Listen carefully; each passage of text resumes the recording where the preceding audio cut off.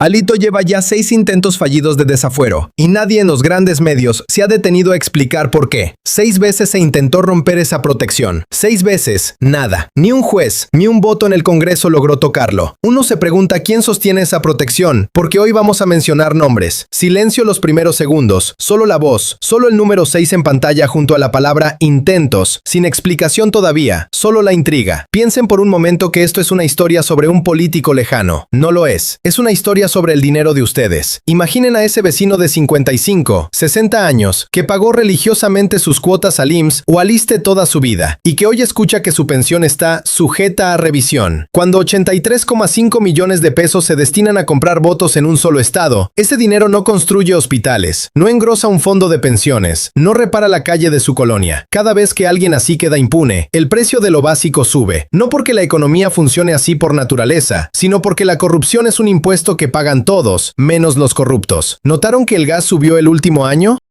¿Quieren saber a dónde se fue esa diferencia? Y está la seguridad. Cuando las elecciones se compran al mayoreo, 684,000 votos de una sola vez, quienes llegan a gobernar no le rinden cuentas a ustedes, le rinden cuentas a quien pagó. Y a quien paga, no le gustan los policías que hacen preguntas incómodas. Pero antes de hablar de quién está detrás de este esquema, reconstruyamos la cronología, porque hay detalles que ningún canal grande les mostró. Hablemos de QR Gate, y el nombre no es casualidad. Códigos QR usados para verificar votos comprados en Coahuila. Imaginen que se les acerca a alguien, les entrega un teléfono, les muestra un código QR, les pide presionar un botón, a cambio, efectivo. Esa operación se repitió 684,515 veces. El monto total, 83,5 millones de pesos. Esto no son rumores, son documentos que ya están en manos de la investigación. Mientras Alito permanece sentado en el Congreso, su colaborador, al que en el expediente llaman Manolo, ya está en el banquillo en Coahuila. Ya hay primeras sentencias. Esto importa. El sistema empezó a funcionar desde abajo.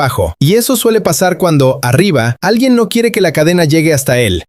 Imaginen una pirámide. Abajo los operadores, a ellos ya los juzgan. En medio, los organizadores, a algunos ya los buscan. Arriba, un solo hombre, y a ese por alguna razón no lo tocan. 6 intentos de desafuero, y cada uno se detuvo en un punto distinto. Error de procedimiento, pruebas insuficientes, una falla técnica. 6 veces, siempre el mismo desenlace. ¿Casualidad? ¿O alguien conoce muy bien las reglas del juego? La gobernadora de Campeche, Laida Sansores, sigue difundiendo audios. Algunos ya forman parte de la carpeta de investigación.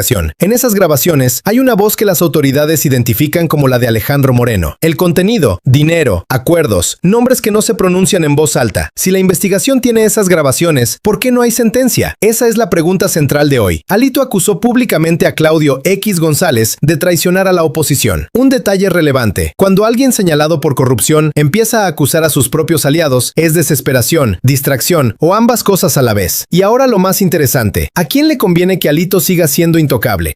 La respuesta puede sorprenderles, porque no son solo sus enemigos, también son sus amigos. Ahora hablemos de lo que no se dice en voz alta. El fuero de un diputado en México no es una norma accidental, es una herramienta. Para retirarlo se necesita mayoría en el Congreso, pero en ese Congreso hay quienes temen sentar un precedente que un día los alcance a ellos mismos, o que están directamente ligados a esquemas similares. Cuando alguien vota en contra de retirarle el fuero a un colega, en realidad está votando por su propia seguridad. Eso se llama complicidad cruzada, y funciona con precisión. Los propios adversarios describen al PRI como un partido en colapso. Pero ahí está la paradoja. Entre más débil el partido, más peligroso su líder, porque ya no tiene nada que perder. Un hombre que enfrenta un proceso penal está dispuesto a cualquier acuerdo con tal de seguir libre. La pregunta es con quién está negociando justo ahora. Cada vez que sale una nueva grabación de Sansores, la reacción es siempre la misma. Ruido mediático, promesas de investigación y después, silencio. ¿Por qué esas grabaciones no se convierten automáticamente en causa penal?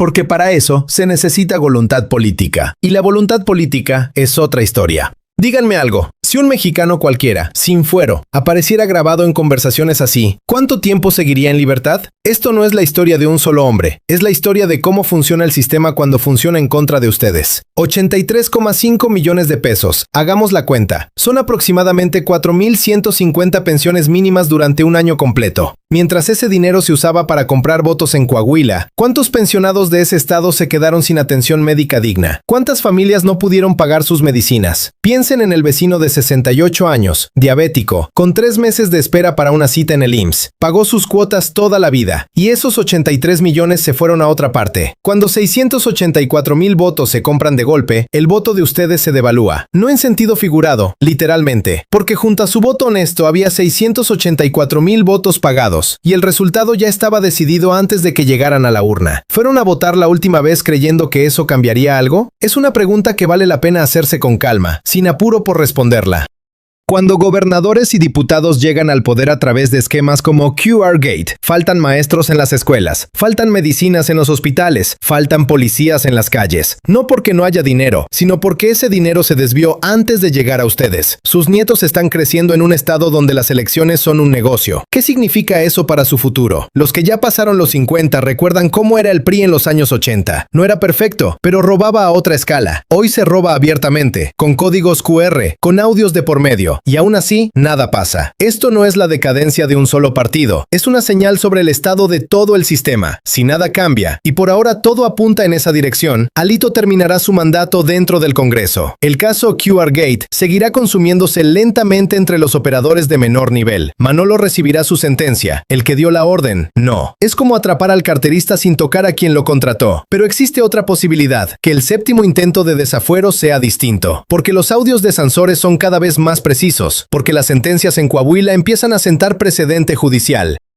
Y porque la política mexicana todo cambia quien cambia el equilibrio de intereses en la cúspide. La pregunta no es si es culpable, la pregunta es cuándo será políticamente rentable entregarlo. Y si el PRI en verdad está en colapso, dentro del propio partido ya se libra una batalla por la herencia. En algún momento alguien de casa puede concluir que Alito vale más muerto políticamente que vivo. Ahí todo cambiaría muy rápido. ¿Están preparados para despertar una mañana y encontrar un titular que cambie todo? Porque en la política mexicana, eso suele suceder justo cuando menos se espera. Si llegaron hasta aquí, ya saben más que la mayoría de los mexicanos sobre este tema. Y aquí queda una pregunta abierta, de esas sin respuesta fácil. ¿Cuántos intentos más necesita un sistema para admitir que no está fallando, sino que está funcionando exactamente como fue diseñado? Quizás la respuesta la tengan quienes todavía recuerdan otra época, otra forma de hacer política, y quienes hoy ven a sus nietos crecer preguntándose si algo de eso volverá a cambiar. Esto no es casualidad, es un sistema, y ustedes tienen derecho a saber cómo funciona.